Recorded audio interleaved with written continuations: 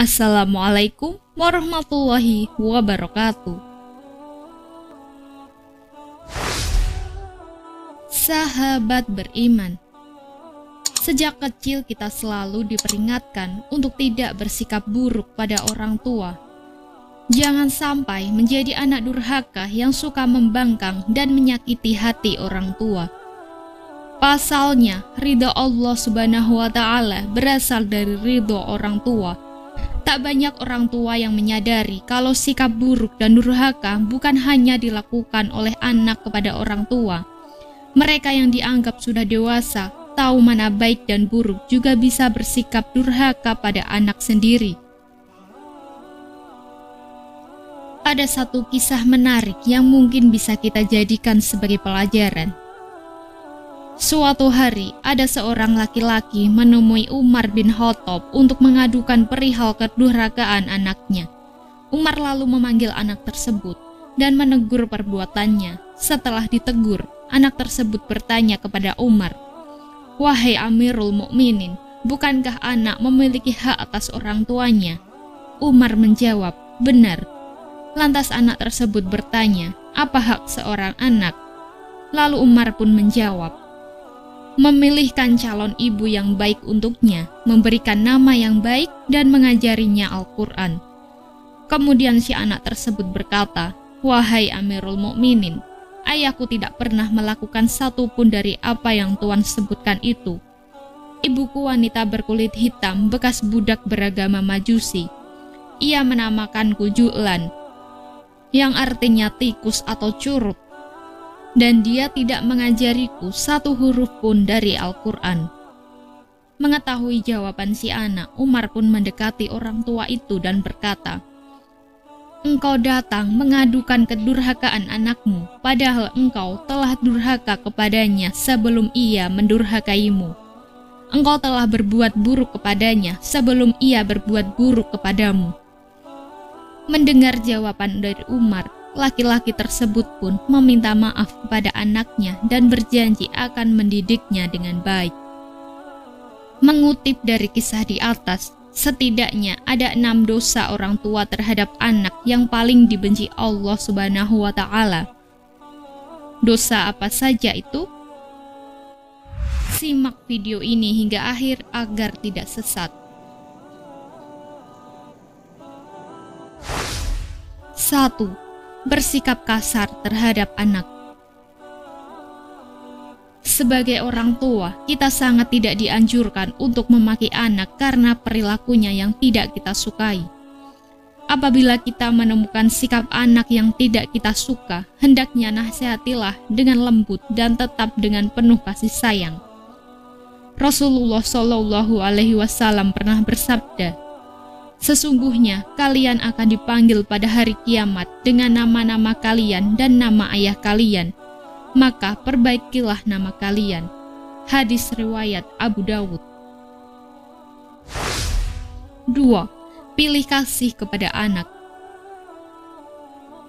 Orang tua yang memiliki anak lebih dari satu sangat tidak dianjurkan pilih kasih, atau bahkan memberi lebih kepada anak kesayangan dibanding dengan anaknya yang lain.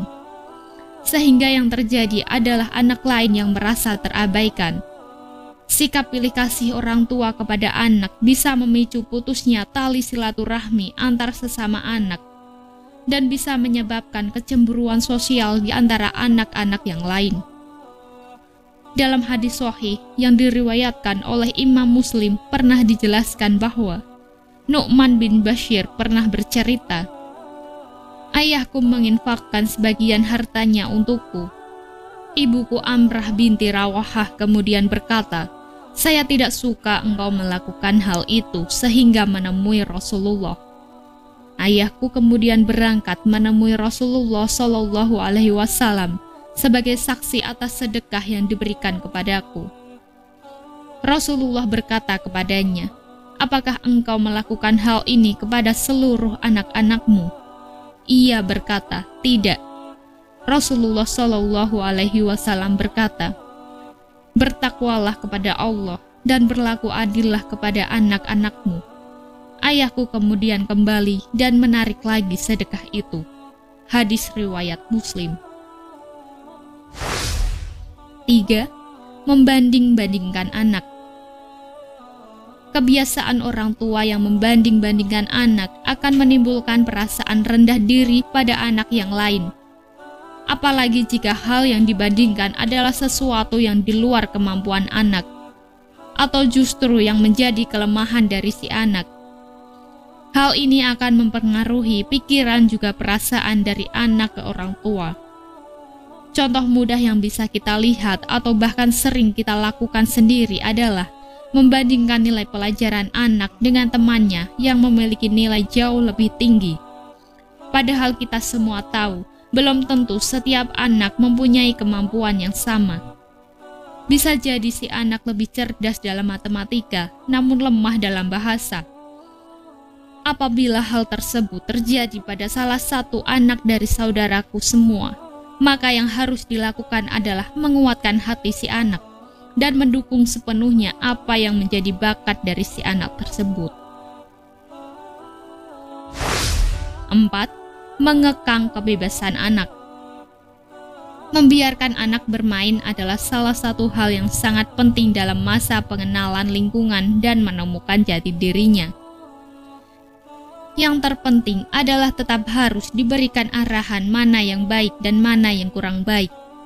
Akan tetapi, tak jarang kita sebagai orang tua justru malah mengekang kebebasan anak dalam bergaul dan bermain dengan teman yang diinginkan.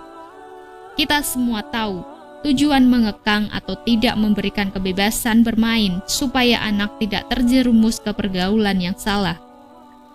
Hindari kekhawatiran yang berlebih terhadap anak. Yang terpenting adalah keterbukaan anak dengan orang tua harus tetap terjaga. Tujuannya supaya si anak akan lebih nyaman bercerita kepada orang tua apabila ada suatu masalah yang belum bisa diselesaikan. Disinilah kesempatan kita sebagai orang tua untuk mengarahkan dan memberikan pengetahuan pada anak mengenai baik dan buruknya akan suatu hal. 5. Mendoakan keburukan kepada anak. Berdoa bukan hanya di setiap selesai mengerjakan ibadah saja. Bahkan setiap ucapan yang keluar dari mulut orang tua semuanya bisa dikatakan sebagai doa. Terkadang kita sebagai orang tua tidak sadar, apabila mendapati anak yang tidak mematuhi perintah, kita langsung berkata buruk kepada anak. Padahal, setiap ucapan yang keluar dari mulut orang tua merupakan doa yang bisa jadi langsung dikabulkan oleh Allah Subhanahu wa Ta'ala.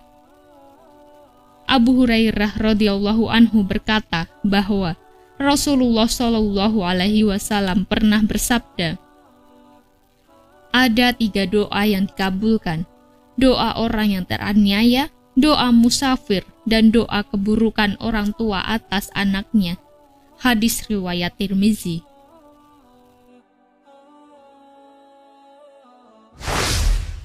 6.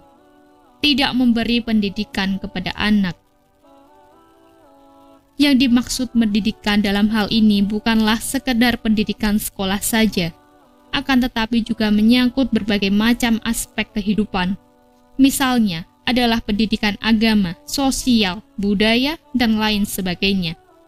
Apabila kita mengabaikan pendidikan anak, maka bisa dikatakan anak tersebut layaknya anak yatim, padahal masih mempunyai kedua orang tua. Ada syair Arab yang mengatakan, anak yatim itu bukanlah anak yang telah ditinggal orang tuanya dan meninggalkan anak-anaknya dalam keadaan hina. Sesungguhnya anak yatim itu adalah anak yang tidak dekat dengan ibunya, yang selalu menghindar darinya, atau ayah yang selalu sibuk dan tidak ada waktu bagi anaknya. Kalau kita menyimpulkan, syair tersebut ingin menyampaikan bahwa perhatian adalah kunci penting dalam mendidik anak supaya sukses di dunia dan akhirat. Sebuah bentuk kedurhakaan terhadap anak apabila kita sebagai orang tua justru tenggelam dalam kesibukan sehingga yang terjadi adalah kita lupa untuk mengajarkan anak tentang akidah agama. Rasulullah Shallallahu alaihi wasallam pernah bersabda, ajarilah anak-anakmu sholat saat mereka berusia 7 tahun. dan pukullah mereka bila tidak melaksanakan sholat pada usia 10 tahun. Hadis riwayat Tirmizi. Wallahu a'lam bishawab. Wassalamualaikum warahmatullahi wabarakatuh.